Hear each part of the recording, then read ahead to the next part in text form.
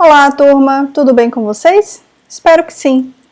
Hoje a nossa aula de linguagem jurídica vai ter como tema a petição inicial, tá bom? Na verdade, eu já tinha trazido para vocês um modelo de petição inicial para vocês irem se familiarizando. Porém, na aula de hoje, a ideia é trabalhar um pouco os requisitos legais da petição inicial, para que vocês saibam como escrever, né? Uma maneira prática de colocar a escrita no direito, tá? Lembrando que a petição inicial, ou aquilo que a gente aprende a respeito da petição inicial, não fica só na petição inicial, fica para qualquer tipo de documento em que você, como advogado ou como outro profissional da área jurídica, tenha que fazer algum tipo de solicitação, algum tipo de pedido, algum tipo de demanda, ok? Principalmente aquelas demandas que têm uma base jurídica relevante, né, que são demandas decorrentes de direitos, ok? Então, gente, nessa aula de hoje, que eu acredito que vai ser uma aula mais rápida, porque eu gostaria que vocês focassem na análise do modelo que eu vou passar, tá bom? Mas apenas para que vocês possam fazer isso de uma maneira técnica, eu trouxe aqui alguns elementos voltados ao entendimento da petição inicial, tá? Então, primeiramente, o que é a petição inicial? Então, o conceito aqui do Verbier, que é um processualista, né, bastante conhecido, que vocês vão ter contato lá na frente, ele diz que a petição inicial é ato processual escrito, tá? Por meio do qual a pessoa exerce o seu direito de ação, provocando a atividade jurisdicional do Estado. É a petição inicial, o ato inicial do processo, tá? Então, a petição inicial ela é um instrumento extremamente importante para o próprio Estado de Direito, tá? Pode até parecer exagero, mas é isso aí, gente. É com a petição inicial que nós iremos começar, né? Nós iremos demandar o Estado para que ele resolva algum conflito envolvendo direitos das pessoas, certo? Então, é um instrumento chave para que vocês dominem o mundo da linguagem jurídica e o mundo do direito mesmo, né? Porque tudo vai passar pela petição inicial. Então, gente, ela é aquele elemento que vai proporcionar a própria existência do direito, né, da atividade jurisdicional exercida pelo Estado, tá certo? E qual é a destinação? O que visa uma petição inicial? Visa materializar o direito de ação. Então, vocês vão ver lá no processo civil, no processo penal, que as pessoas, quando têm um direito tolhido ou não está sendo observada enquanto cidadã de maneira plena, ela tem que recorrer ao Estado, ela não pode fazer o exercício arbitrário das suas próprias razões, ela recorre àquele a quem nós demos o poder, né, de tutelar os nossos direitos, que é o Estado, através do contrato social. Então, essa petição inicial ela vai ser um instrumento que vai materializar esse direito, que vai provocar o Estado a que preste uma tutela jurisdicional, a que efetivamente proteja os direitos que estão sendo violados, ok? E, portanto, é esse documento que vai iniciar o processo, né? O processo do ponto de vista jurídico mesmo, né? Do judiciário. Então, na verdade, a petição inicial, ela inicia o processo, porém esse início, ele só é realmente válido quando o réu ou o requerido, né, ele é citado, tá? Então, até o momento que você só ingressa com essa petição inicial frente ao Poder Judiciário, ainda não está, digamos assim, bem formalizada essa atividade jurisdicional do Estado. Por quê? Porque a outra parte não sabe da existência da petição inicial. Ok? Então, na verdade, o processo ele vai começar quando a outra parte for citada. Gente, aqui nós trazemos... Opa, só um minutinho. Aqui. Os requisitos legais, tá? Então, Então, nós temos requisitos para que essa petição inicial exista e que ela venha realmente surtir o efeito que a gente espera dela, né, que é a tutela de direitos. O artigo 319 do Código de Processo Civil traz, na verdade, os requisitos legais que o nosso direito estabelece para que uma petição inicial seja válida, ok? Então, esse artigo vocês precisam dominar. E quanto antes vocês dominarem ele, melhor, tá certo? Então, o que a petição inicial deve indicar? O juízo a que é dirigida, inciso 1, né? Então, o inciso 1 já diz, você tem que dizer, a primeira coisa que você diz numa petição inicial é para quem você está escrevendo, igual você vai escrever uma carta, né, para o Papai Noel agora no Natal, né? Querido Papai Noel, você está endereçando a tua carta para ele. A petição inicial é a mesma coisa, só que você vai colocar como isso, né? Então, a gente tem uma praxe no direito de como fazer, né? Então, o pessoal coloca, excelentíssimo senhor, doutor, magnânimo, excelso, pretório, juiz de direito. Não. Gente, excelentíssimo senhor, juiz de direito, né, já é bastante. Fulano, não fulano de tal, né, porque no início você não sabe aonde vai parar o seu processo, né, então você não vai direcionar um juiz especificamente, né, mas você vai direcionar um juízo. Então, você vai enviar para, né, a vara civil, né, você põe lá, normalmente na advocacia a gente deixa o espaçozinho, né, espaço lá, vara de família da comarca de Campo Grande, ok? Então, você endereça, você diz para onde é, né? Se for para a Justiça Federal, você vai colocar, né, a seção judiciária tal. Então, dependendo de para onde você vai mandar, isso precisa estar indicado lá no início da tua petição inicial. Inciso 2.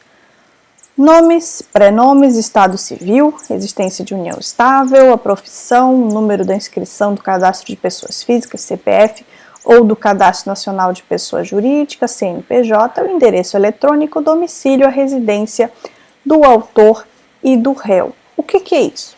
Nós chamamos isso de qualificação das partes, ok? Então, tanto no que se refere ao autor da ação, quanto ao requerido, quanto ao réu, eu preciso dar esses dados mínimos, né, para que, então, o Poder Judiciário me encontre e encontre a pessoa, ok? Contra quem eu estou dirigindo aquela petição inicial. Então, esses são os dados, tá, que o inciso 2 do 319 diz que devem constar naquela parte inicial lá da qualificação das partes. Mas a gente vai ver que existe uma certa flexibilidade nisso daí, tá bom? Porque nem sempre a gente vai ter todos esses dados com o detalhamento que está sendo solicitado aqui. Vamos já ver isso mais para frente, tá bom? Inciso 3, né, o fato e os fundamentos jurídicos do pedido. Então, essa exigência do 3, ela vai aparecer na nossa petição inicial em 2 momentos. Primeiro, lembra que a gente conversou na aula passada? Aquela seção que vai ser denominada de dos fatos. Então, lá você vai dizer o que aconteceu. E aquela seção que vai ser denominada como do direito, onde você vai discorrer acerca do fundamento jurídico daquilo que você está pedindo. Tá? Aquilo que você está solicitando. Então, você vai fazer toda essa argumentação de maneira organizada na tua petição inicial. Então, vamos lá. 3, então, os fatos e os fundamentos jurídicos do pedido. 4, lembram que nós comentamos acerca da questão do pedido, também na aula passada? Então, o pedido, ele é um requisito legal da petição inicial. Não adianta nada você endereçar, você qualificar as partes, você descrever o fato, dizer qual direito, em qual direito você está amparado, se você, ao final, não é claro, preciso, né, e objetivo ao fazer o seu pedido. Dizer o que você pretende com aquela demanda, tá? O certo é o quê? Que a gente consiga entender o que você quer lendo a tua petição inicial. Porém, para evitar qualquer tipo de dubiedade, é necessário, então, uma parte específica para falar dos pedidos e as suas especificações exatas, ok? E o pedido, ele também tem alguns requisitos legais que precisam ser observados, tá certo? Valor da causa é um requisito legal. Por quê? Porque em a maioria, ou melhor, via de regra, os processos judiciais eles têm custas que precisam ser calculadas de acordo com os valores envolvidos na causa. Tá? Então você precisa colocar lá o valor da causa. Se não tiver, tem que ter, ainda que seja simbólico, ok? Normalmente o pessoal coloca, sei lá, R$1.000, se não tem nenhum valor assim envolvido, por exemplo, uma questão, sei lá, patrimônio, uma questão imaterial, né, completamente imaterial. Difícil, porque normalmente a gente vai converter isso em algum valor, né, para indenização, ou seja lá como for. Inciso 4º, então, as provas com que o autor pretende demonstrar a verdade dos fatos. Então, você vai, além de argumentar ao longo da tua petição inicial, você vai trazer um rol de documentos, onde esses documentos, eles sejam capazes de por si só dizerem que aquele é o teu direito. Né? É claro que sempre nós devemos fazer a petição o mais amparada possível por documentos que façam a comprovação daquilo que a gente está dizendo.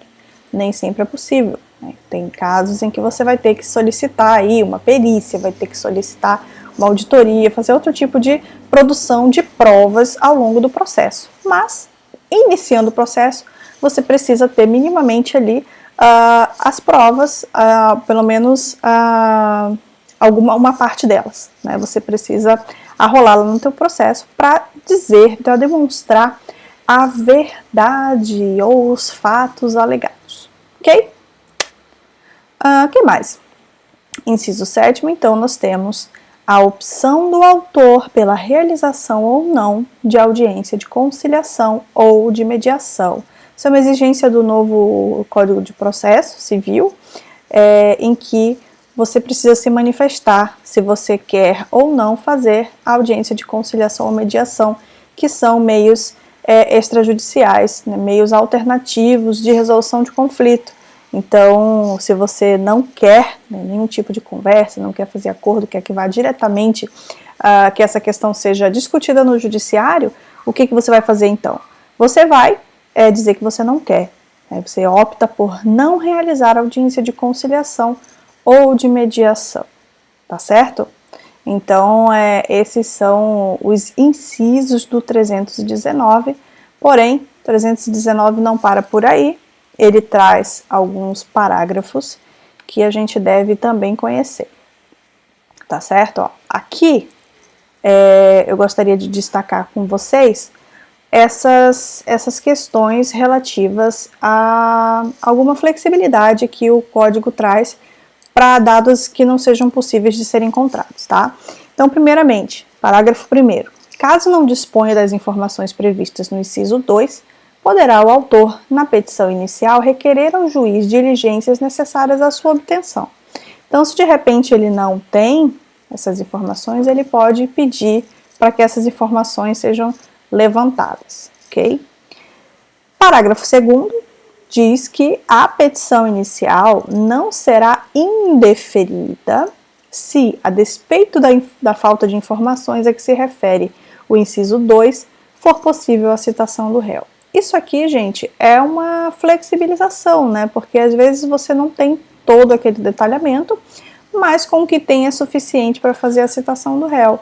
Então, se for suficiente, for possível fazer a citação do réu, então a petição inicial não vai ser indeferida. E não vai ser indeferida por quê? Porque o atendimento desses requisitos é que vão determinar a admissibilidade, né, daquele processo. Então, o juiz ele pode simplesmente indeferir a petição inicial se ela não tiver os requisitos. Porém, abre-se essa exceção, né, para o caso lá do inciso 2, que trata da qualificação das partes. Então, o inciso ele pede um detalhamento, né? Um detalhamento considerável dos dados das partes, porém, logo em seguida nós temos essa flexibilização para os casos em que esse detalhamento não seja possível. Beleza? Vamos lá, parágrafo 3º. A petição inicial não será indeferida pelo não atendimento ao disposto no inciso 2 desse artigo, se a obtenção de tais informações tornar impossível ou excessivamente oneroso o acesso à justiça. Aqui é uma outra flexibilização para aqueles casos em que o autor ele seja tão hipossuficiente do sentido jurídico, né, que ele não tem condições de fornecer todos aqueles dados. Então, a petição inicial, portanto, ela não vai ser indeferida. O juiz tem que aceitar, ainda que seja necessário fazer esse levantamento de informações, esse levantamento de provas, porque às vezes o autor da ação ele não tem provas para rolar, né, para colocar no processo. Então, dependendo da situação, né, sempre que isso for excessivamente oneroso para o autor, né, para aquele que está buscando o seu direito, então não é necessário paramentar toda a petição inicial com esse cabedal de informações, de provas, etc. Na verdade, de informações, isso aqui não é relativo à prova, é a qualificação das partes mesmo, tá bom, pessoal? Então, vamos ficar de olho aí. Então, nós temos esses 3 incisos do 319 e agora temos também o 320, tá? Que determina que a petição inicial será instruída com os documentos indispensáveis à propositura da ação, tá? Então, normalmente, o que é que você vai colocar junto da petição inicial? Você vai colocar a tua procuração de advogado, né? Você pode colocar, por exemplo, o contrato de honorários, você deve, né, colocar, no caso, os documentos do teu cliente, RG, CPF, comprovante de residência, etc. E os documentos que forem necessários para a propositura da ação, que estão relacionados. Então, no modelo que eu vou mostrar para vocês, é um modelo de ação de alimentos, né? Então, você vai pedir, né, uma mãe solicitando alimentos para o filho, ela vai juntar a certidão de nascimento da criança, né? Em que consta o nome do genitor, e aí vai fazer a solicitação em face do genitor com base na certidão de nascimento, né, que é o documento que comprova a relação de filiação, tá bom?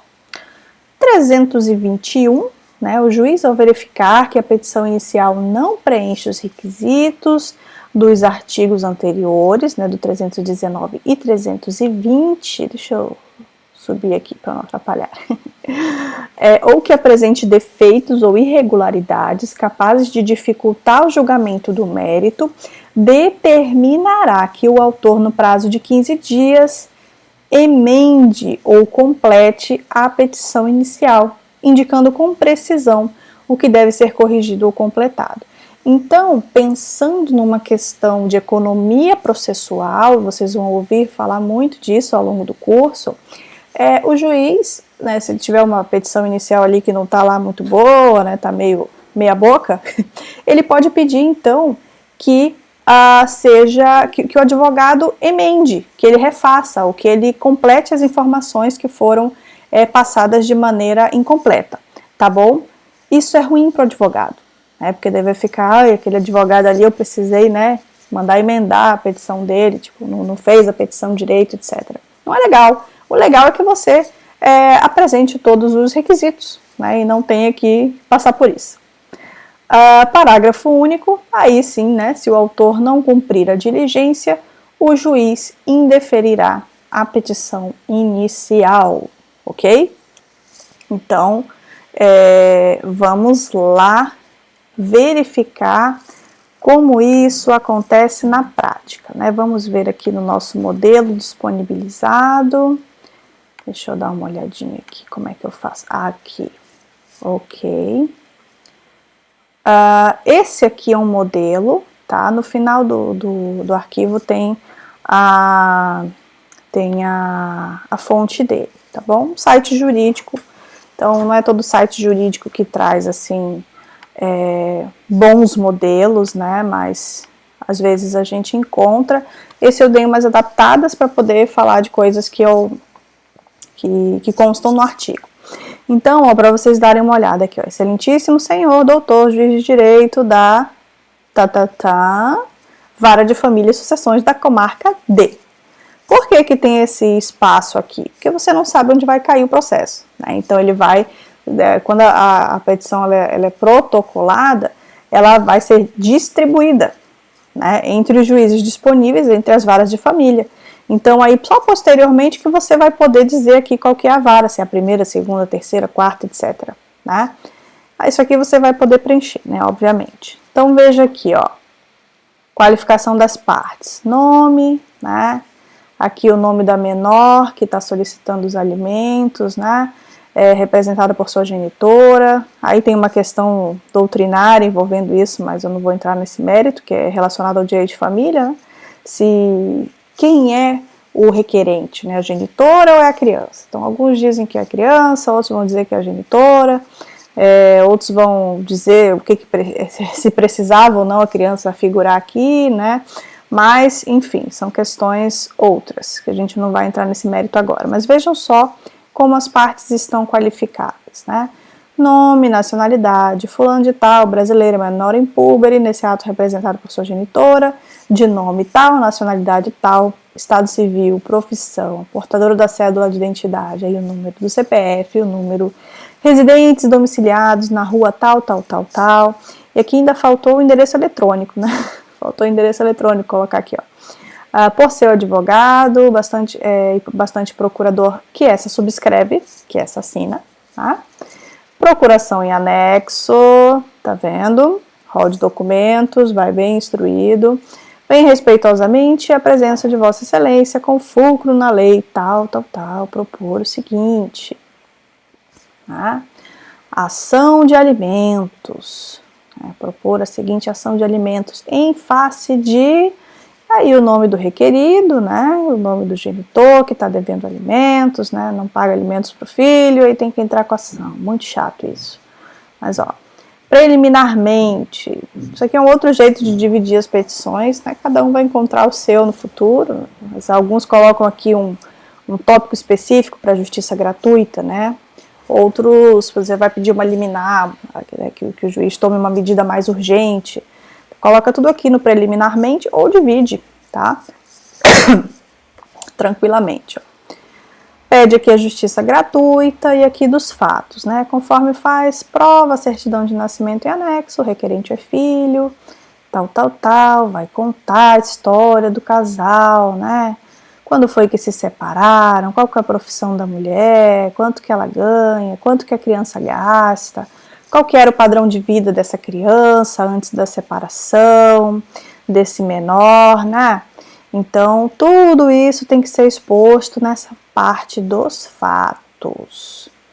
Aí, na parte do direito, o que você vai fazer? Você vai trazer as leis que regulamentam a prestação de alimentos, o Código Civil, a Constituição Federal. Eu, como sou metódica, né, eu sempre aconselho você fazer do maior para o menor. Se você quiser citar um tratado internacional, você cita, aí você vai para a Constituição, você vai para o Código Civil, aí para a lei específica, para a regulamentação dessa lei e assim por diante. Certo?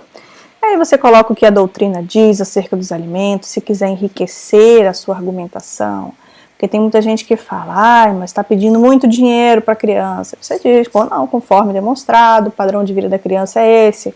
A criança faz aula de natação, de futebol, de jiu-jitsu, judô, inglês, tailandês, você coloca tudo, né? Para dizer que, e aí demonstrar, né, na doutrina que não importa o quanto, mas o quanto depende do padrão de vida da criança, tudo isso que vocês vão aprender ao longo do curso, tá bom? Aí você coloca o que a doutrina diz, quais são os julgados que ajudam na tua argumentação, né? O que a jurisprudência fala a respeito disso? Diz que tem que dar assim, assim, assim, né? Tem que manter o padrão de vida e tal, tal, tal, e você vai, né, argumentando do pedido. Vejam só, ó, por derradeiro, né, já que foram infrutíferas as tentativas para a resolução do problema, então vamos requerer o quê? Primeiramente, a citação do requerido. Isso é necessário processualmente, você tem que pedir para o requerido ser citado, né? Aí, se ele não responder, então ele vai ser considerado um processo à revelia, então vão ser tomadas como verdade todos os fatos trazidos pela petição inicial. Então tem uma série de consequências jurídicas que vão advir daí e que vocês vão ver no momento oportuno, tá bom? Então aqui, ó, você pede para o requerido ser citado, você pede também o deferimento da justiça gratuita, se você for pedir, a designação da audiência de conciliação ou mediação, atendendo ao inciso 7º do 319, o arbitramento de alimentos provisórios, né, porque alimentos, tipo, não dá para esperar terminar o processo judicial, tipo, tem que arbitrar logo, a criança, né, tá vivendo, tá precisando. Então, vamos lá. Aqui, ó, a designação da a intimação do representante do Ministério Público para intervir, porque quando tem menores, né, de idade, você precisa ter interferência do Ministério Público, vocês vão aprender isso também ao longo do curso. A procedência da presente ação é a coisa mais importante, você tem que pedir que essa ação, né, seja procedente, que o juiz diga, não, é isso mesmo, e obrigue o requerido a cumprir, então, com aquilo que foi levantado na petição inicial, ok? E que seja condenado ainda ao pagamento das custas processuais e honorários advocatícios, tá? Então, a outra parte, quem é condenado, tem que pagar os advogados da parte que entrou. Por quê? Porque a pessoa já está tendo prejuízo, já tomou um prejuízo antes, né? E teve que tomar mais prejuízo, pagar advogado para poder entrar na justiça e ver atendido seu direito. Então, nada mais justo que o réu que causou tudo isso, o requerido, pague os honorários advocatícios, ok? Das provas, né, isso aqui a gente sempre coloca nas petições iniciais, né, protesta, aprovar o alegado por meio de todas as provas admitidas em direito, além dos documentos juntados, depoimentos, a oitiva das testemunhas e quantas mais se fizerem necessárias, tá? Então, tem um jeitinho de escrever isso daí. Aí o valor da causa, né? Dá-se a causa, o valor para efeitos legais, aí tem gente que coloca milão aí, quando não tem nada para colocar, põe R$1.000, né? R$500, R$300 para efeitos legais. Aí você vê como vai ficar essa questão. E aí tem um jeitinho de terminar a petição inicial, muito próprio do advogado, né? É uma expressão bastante utilizada. Nestes termos, pede deferimento. Local, data, ano, o nome do advogado, OAB, o número da OAB, seguido da seccional, tá? Quando eu tinha OAB, meu número 7301/AM, para dizer que era lá do estado do Amazonas, beleza? Vamos lá, rol de documentos. Eu coloquei esse rol de documentos aí, que não estava na petição. Eu não consigo mostrar tudo para vocês aqui.